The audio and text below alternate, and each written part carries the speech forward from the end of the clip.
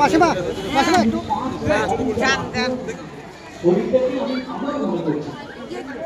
মাসিমা একটা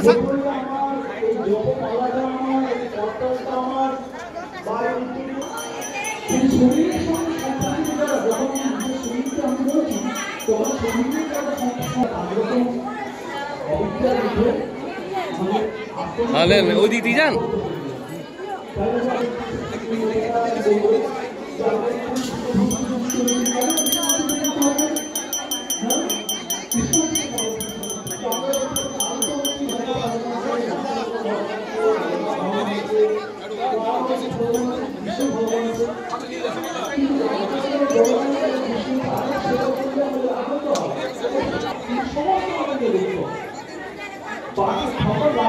শুরু করলেন তার মানে কি ভগবানের কার্যকলাপ হচ্ছে এমন অদ্ভুত, তাই তাকে লীলা পুরুষোত্তম বলা হয়। তিনি অদ্ভুত অদ্ভুত লীলা করেছেন এবং তার মাধ্যমে যুদ্ধ করতে গিয়ে তিনি যুদ্ধক্ষেত্র পরিত্যাগ করলেন। রঞ্চল বলা হয় সাধারণত ক্ষত্রিয়রা যুদ্ধ করতে গেলে ভোগ চিন্তিয়ে তারা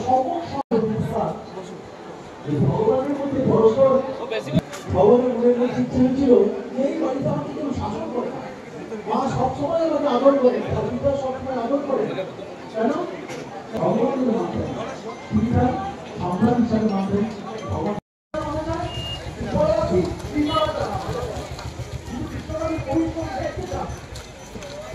প্রায় 5,000 ভক্ত প্রস্তাব হয়েছে, আজকে প্রায় 15,000 ভক্ত আসবে। আপনার এই এলাকায় বিশ্বাস সহকারে জানার গোপীনাথের সেবা পরিচর্যা অত্যন্ত সুন্দরভাবে সেবা কার্য আরো অনেক ভক্ত আছে, তাছাড়া প্রমাণ হয় যে ভগবান আমাদের সেবা দ্বারা